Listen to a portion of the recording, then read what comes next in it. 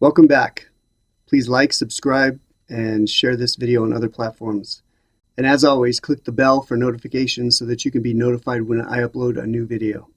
This is part 7 of JFK Jr.'s George Magazine, February 1997 edition, A Survival Guide to the Future.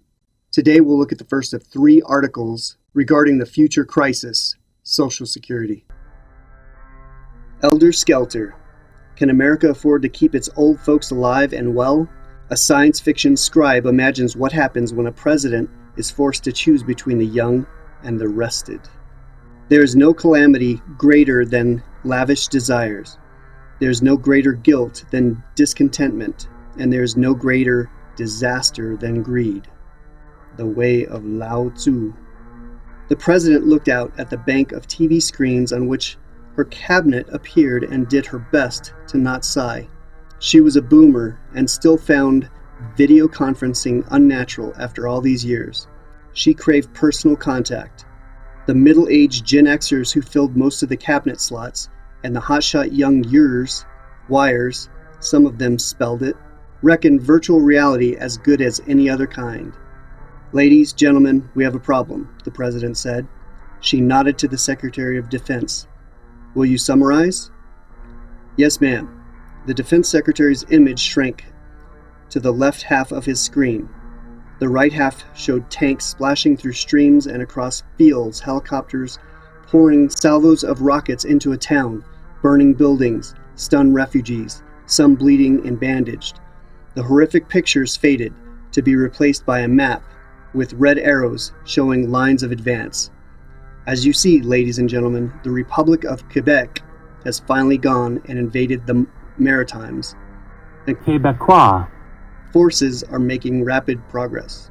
I have received an urgent appeal from the Prime Minister of the Maritime, asking for our good offices to arrange a ceasefire with Quebec, the President said. She paused portentously. The Prime Minister has also asked, begging, that I send peacekeeping forces to the region the instant the ceasefire is in place. She looked out toward the cabinet once more. Comments? For most of a minute, everyone looked at everyone else, and no one said anything. At last, the Secretary of Communications belled the cat. I presume we are trying to arrange a ceasefire. We are, the Secretary of State and the President spoke together. The President went on. That's the easy part, of course. How do we respond to the other half of the appeal? More silence, unhappy silence. No one seemed to want to break it. The President understood that all too well. Slowly, the Secretary of Health and Human Services said, Madam President, you know our answer. The Secretary of Defense looked as if he would have clouted his colleague if they had been in the same room. This isn't Uzbekistan or Myanmar or Bosnia. This is our own backyard. The map reappeared on half of his screen. He pointed. That's Maine up there. We can't just sit on our hands, or we'll have trouble on this side of the border next. Plenty of Quebecois in Maine to serve as a pretext. I almost wish the Republic would come over the border, the Secretary of the Treasury said. Then the President could invoke the National Emergency Clause to the 28th Amendment and have some hope Congress would ratify it. She shook her head. And at the time, forcing the budget into balance by constitutional amendment looked like such a good way to get a handle on the entitlements, too. One law is stronger than the Constitution, the law of unintended consequences. The President said. She wondered why she'd ever wanted such a hopeless, thankless job.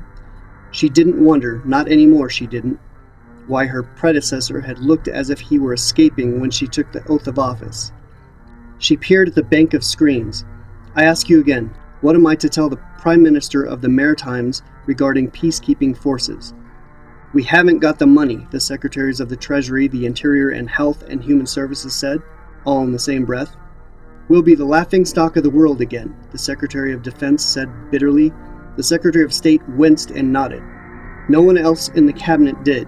We haven't got the money, the Treasury Secretary repeated. The Secretary of State fancied himself a student of history. We didn't spend much on national defense 100 years ago, he said, trying to make the best of things. We got through the 1920s. With a little luck, we'll get through now, too. But things were different then, the President said. The federal government didn't spend much on anything, and what we did spend, we spent on what really needed attention. We didn't have entitlements swallowing the budget whole. Now we've cut everything else to the bone and further, but not entitlements. The Secretary of Senior Services was herself a wire. In appointing her, the President had thought she would make a bridge between generations. That hadn't worked. Pointing toward the President, the Secretary said, "Don't make it sound like it's an accident. It isn't, you know. It's your generation's fault, not anybody else's." "Thank you so much for your ringing vote of confidence," the President said. Irony was wasted on the Secretary of Senior Services. "There are still so darn many of you, and you're so darn selfish," she said. "We'll all be better off when you're finally under the ground." The President had campaigned on a platform of generational peace. The nation needed such a truce, but had few opportunities to find it. She glanced at another screen. This one didn't show her advisors. It was the Secret Service security feed of what was going on outside the White House. As usual, demonstrators paraded on Pennsylvania Avenue. As usual, the largest contingent was gray-haired and wrinkled, except for stubborn time defiers among them, with unnaturally tight skin and bright plumage. Their signs read, "Repeal the 28th and end Social Security spending caps now." A smaller group of counter-demonstrators, younger folks, these marched not far away. They carried signs too, signs like, "Get out of the way," and "We didn't earn it so you can spend it." Cops kept the two groups apart. They were more likely to protect the younger demonstrators from their elders than the other way around. Most of the surviving boomers were in very good shape. The smokers and the compulsive overeaters were the ones who had fallen by the wayside. The boomers were aggressive about what they perceived as their rights too. The President had wanted a cabinet that represented the nation's age diversity. She got one too, complete with its own in-house generational war. She tried to offer some perspective. "The problem started before the boomers had anything to do with it," she began. "In 1963, the year I was born, mandatory spending was less than 30% of the budget. 10 years later, it was 45% of the budget. By the 1990s, it was over 60%, and boomers were all working age then. A little past the turn of the century, entitlements and debt service increased to nearly 3/4 of the budget. No boomers had retired by then either. Now, like I said, entitlements gobbled up everything," the Secretary of Senior Services said furiously. She repeated the litany of money gulpers the President already knew too well. Social Security, Medicare A, Medicare B, federal pensions, everything else. And it all just gets worse and worse every year. One person in 3 who's over 18 is over 60. You all want every dollar of every stinking benefit that ever got written into law, and you've got the votes to keep them, even if you don't spend a nickel on anything else. Well, this is what you get. If you ask me, you deserve it." She folded her arms and glared in defiance at the President. Eyeing the rest of the cabinet, the President saw that a lot of members agreed with the Secretary of Senior Services, even if they didn't dare such candor.